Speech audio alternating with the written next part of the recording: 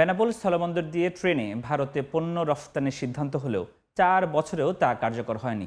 এ বিষয়ে বিস্তারিত জানাতে বন্দর থেকে যুক্ত হচ্ছেন রিপোর্টার আজিজুল হক। সরাসরি যাচ্ছি তার কাছে। একটি সময় ছিল বেনাপোল বন্দর কেবলমাত্র আমদানি বাণিজ্যের উপর নির্ভরশীল ছিল। তবে সময়ের ব্যবধানে আজ সেই প্রেক্ষাপট ভিন্ন।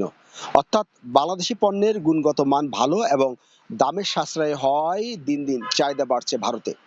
বেনাপোল বন্দর দিয়ে যে সমস্ত পণ্য ভারতে রপ্তানি হয়, এই সমস্ত রপ্তানি পণ্যের তালিকায় রয়েছে শিল্প কারখানার কাঁচামাল, কেমিক্যাল, বিভিন্ন প্রকারের মাছ, ওয়ালটন সামগ্রী, সুপারি সহ প্রায় শতাধিক ধরনের পণ্য।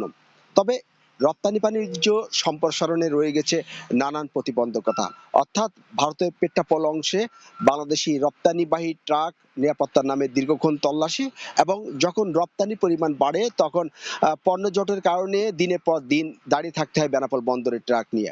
এই অবস্থা থেকে উত্তরণে আমরা দেখতে পেয়েছি ২০২১ সালে জাতীয় রাজস্ব বোর্ড এনবিআর রেলে পণ্য রপ্তানির অনুমতি দেয়। তবে এই অনুমতি দীর্ঘ ৪ বছর পেরিয়ে গেলেও এখনো পর্যন্ত তা বাস্তবায়ন হয়নি। ব্যবসায়ীরা আমাদেরকে বলছেন, ভারত থেকে একই সাথে রেল এবং সড়ক পথে বেনাপোল বন্দর দিয়ে আমদানি বাণিজ্য হয়। যে সমস্ত পণ্য রেলে বাংলাদেশে আমদানি হয়, আমদানিকৃত পণ্য খালাসের পর এই সমস্ত রেল খালি ভারতে ফিরে যায়। যদি রেলে পণ্য রপ্তানির সুযোগ হয় তাহলে মাত্র ৪ ঘন্টায় একটি পণ্যবাহী রেল বেনাপোল বন্দর থেকে কলকাতা শহরে পৌঁছানো সম্ভব। এতে যেমন দ্রুত রপ্তানি বাণিজ্য সম্প্রসারণ হবে, তেমনি কিন্তু রপ্তানি বাণিজ্যে খরচ কমে আসবে। আমরা কথা বলেছি রেল কর্তৃপক্ষের সাথে, তারা আমাদেরকে জানিয়েছেন রেলে পণ্য রপ্তানির বিষয়ে তারা ভারতের সাথে আলোচনা করছেন। তারা আশা করছেন দ্রুত রেলে পণ্য রপ্তানি সম্ভব হবে। আপনি জানেন দেশে চলমান ১৬টি স্থলবন্দর দিয়ে সবচেয়ে বেশি আমদানি এবং রপ্তানি বাণিজ্য হয়ে থাকে এই বেনাপোল বন্দর দিয়ে।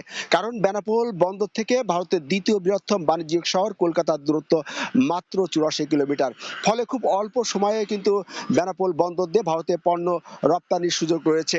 আমরা দেখতে পেয়েছি নানান প্রতিবন্ধকতার কারণে কিন্তু ২০২৫-২৬ অর্থ বছরের চাইতে ২০২৪-২৫ অর্থ বছরে এসে রপ্তানির পরিমাণ কিন্তু প্রায় ১,১৫,৮১৫ মেট্রিক টন কমে এসেছে। তো এই ছিল বেনাপোল স্থলবন্দর থেকে যে নানান সমস্যার কারণে যে রপ্তানি বাণিজ্য রেলে চালু হচ্ছে না, তার সর্বশেষ।